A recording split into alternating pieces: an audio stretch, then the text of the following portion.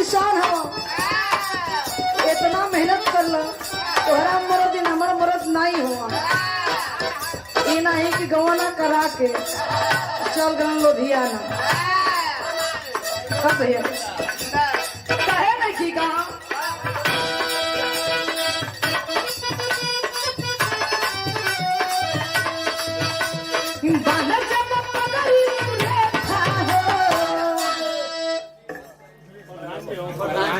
अरे वाह वाह।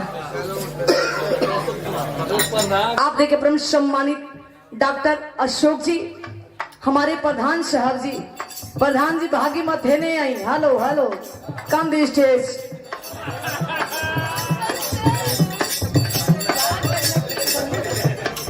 आप देखे संजय जी की ओर से एक हमें सम्मान आया है। आप देखिए विजय जी हाबलमपुर की धरती से, आप राज मिस्त्री। क्या बात है मिस्त्री जी की ओर से, बताओ कर मिस्त्री जी, हम ना कौन सी का मिस्त्री। सही बात है, हमारे केगो लाइन बताओला घर जोड़े वाला ईटा पे ईटा सटावेला।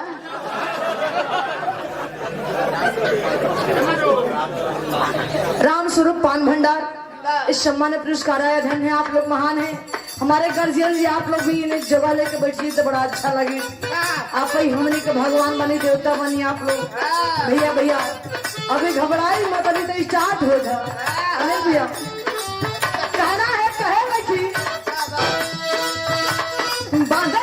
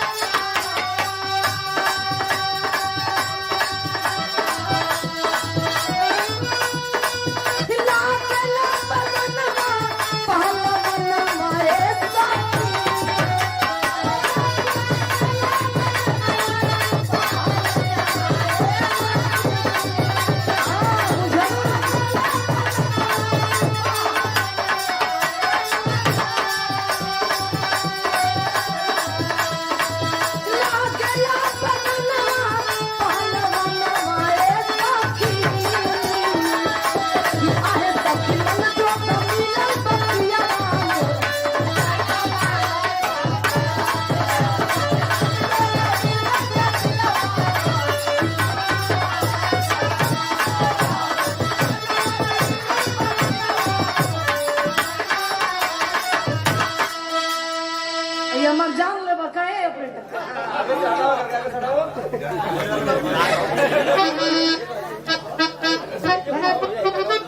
बांध दे रहे हमरा के और सही हो गई। काहे लागे ला बदनमा पहलवा नवाए साथी।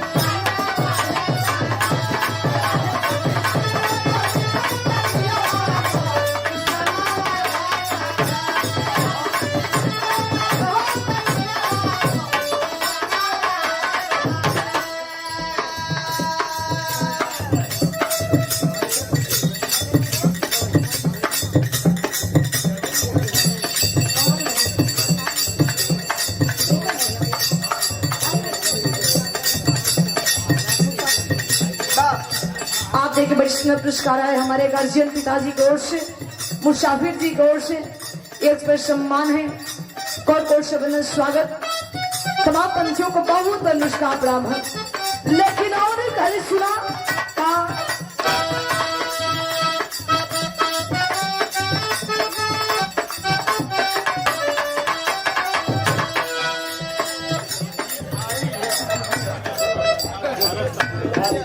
आप देखिए गिरधार जी हेतिन पुडेरा आपकी धारी जी को साधु बाबा को ओर से इस सम्मान पुरस्कार 21 पैसे को ओर से स्वागत। लेकिन घरा का